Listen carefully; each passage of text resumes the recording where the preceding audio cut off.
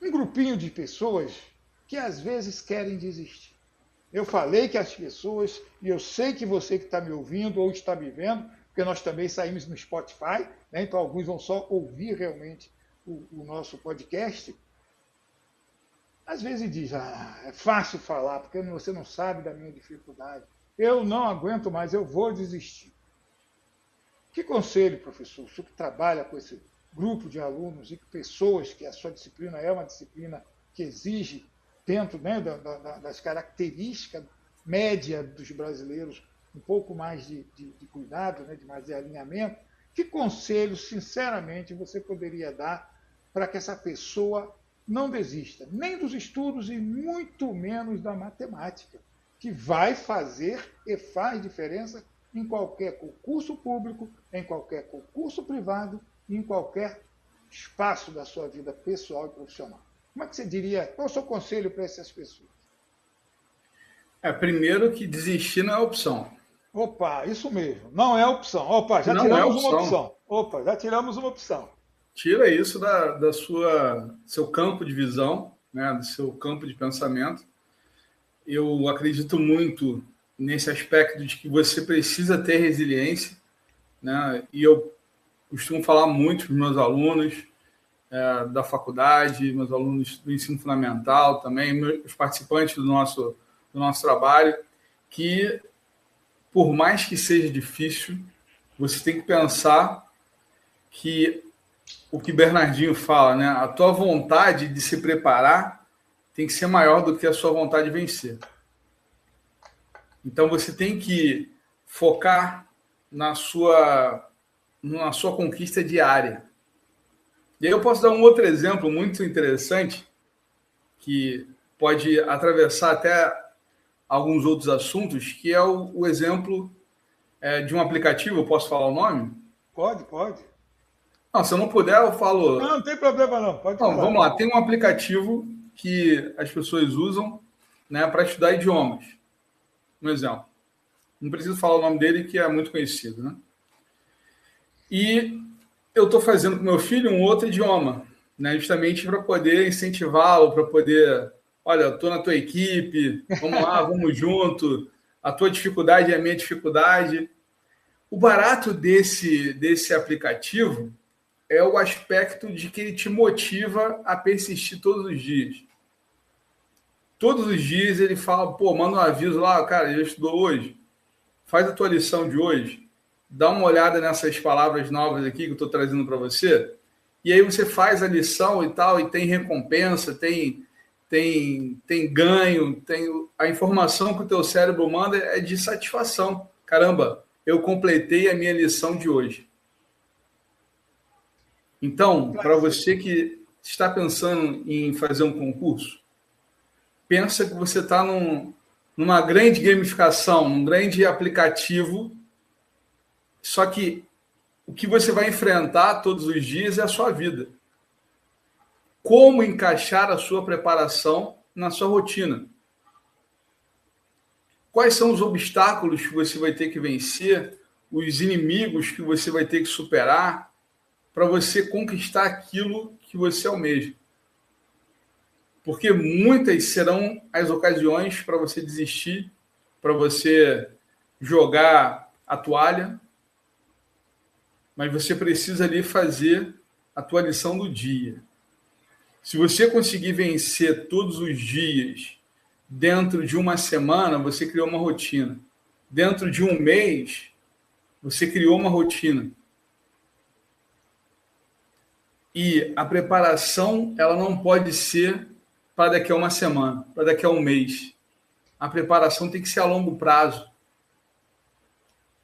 Qual o concurso que eu quero fazer ano que vem? Qual o concurso que eu quero fazer lá no final do ano?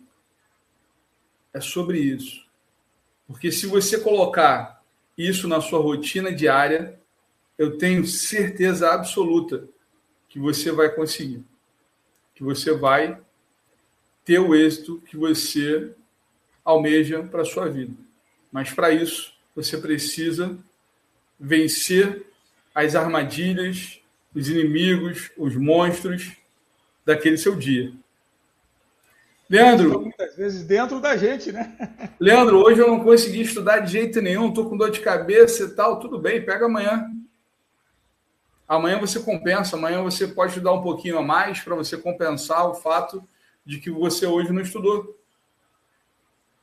Mas você precisa implementar isso na sua rotina. Leandro, eu não tenho tempo, acorda um pouquinho mais cedo, vai dormir um pouquinho mais tarde.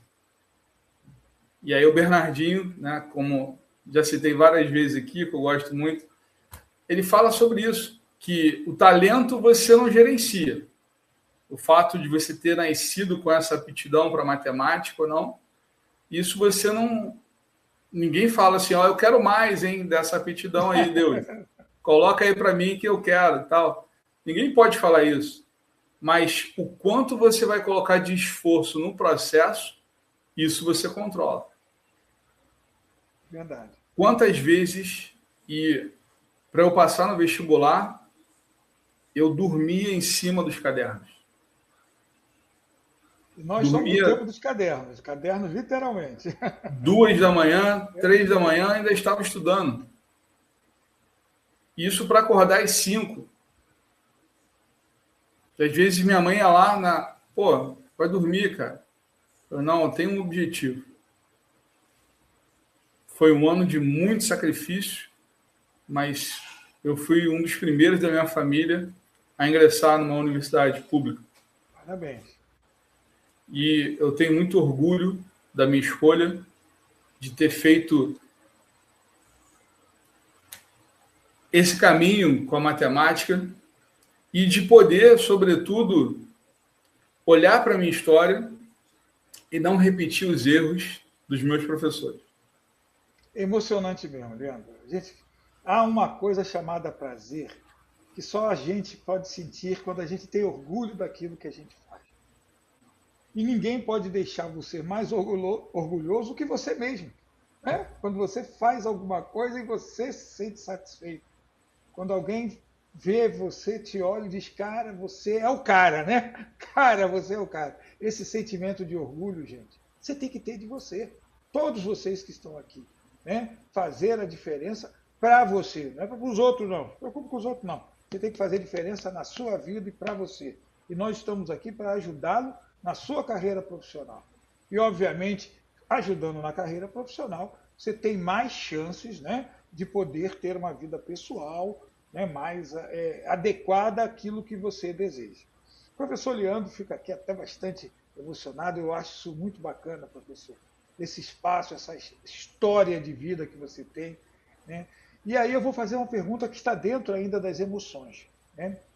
Você já comentou aqui a respeito do orgulho, dos resultados, da importância, do quanto o seu projeto Questão Pensada, né, tem tido transformações nas pessoas, quantas pessoas já estiveram intricadamente ligadas a ele, conseguiram atingir os seus objetivos. Então, isso eu acredito que seja mais um motivo de orgulho. Você tem o prazer de poder também ajudar outras pessoas a construir os seus sonhos. Mas eu me lembro que, conversando agora, você passou de forma pontual a respeito da gamificação. Você falou, não sei o que da gamificação. Passou. Foi um assunto que foi comentado assim dentro de uma determinada situação. Eu falei, vamos voltar para depois. Poxa vida, eu tenho uma certa... Já vi, né, que sei que você trabalha com gamificação, mas eu fico pensando assim, como é que funciona a gamificação dentro da matemática? Como é que faz para funcionar isso? Dá um briefing para a gente, porque você sabe que existe uma coisa que não para, se chama relógio. Né? E nós já estamos aqui estourando o nosso tempo. Então, mas dá um briefing para nós que estamos aqui. Mais uma vez eu agradeço, gente, a presença de todos que aqui estão. Tá? Muito obrigado, meus amigos, colegas, alunos, estudantes, professores e amigos também do professor Leandro e outros que viram, né, por diversos canais o nosso chamado, estão aqui conosco. De dar um briefing para a gente a respeito do que é a gamificação, como ela pode ser usada na matemática, porque eu acho que é um assunto que pode dar uma live legal, não pode não, professor? Diga aí para a gente.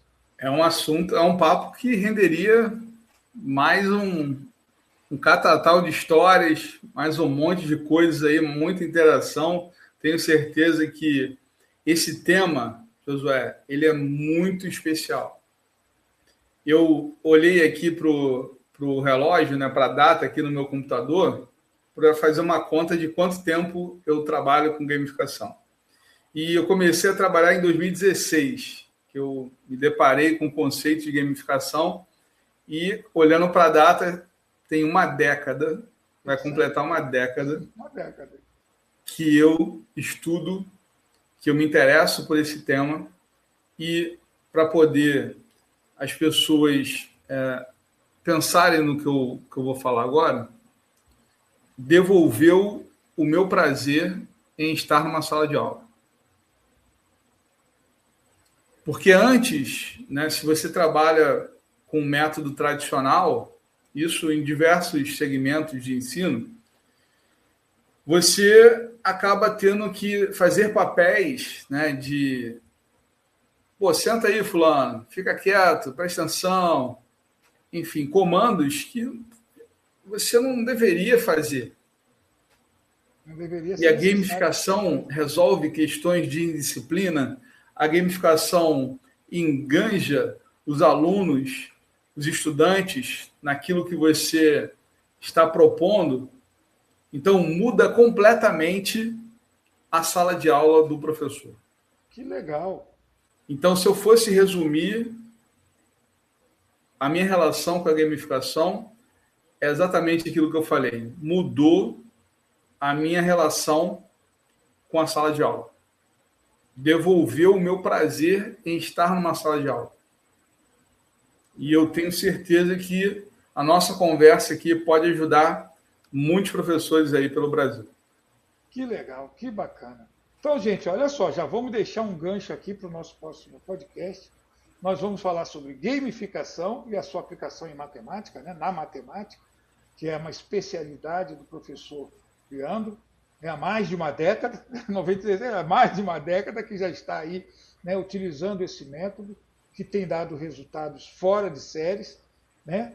Como eu disse a vocês, gente, eu nunca vi um aluno ser reprovado 2 vezes, um professor, o mesmo professor, assumir que ele que deu mole, que dá mole eu fui o culpado, e dizer, eu nunca tive um professor tão bom, vou fazer e vou passar.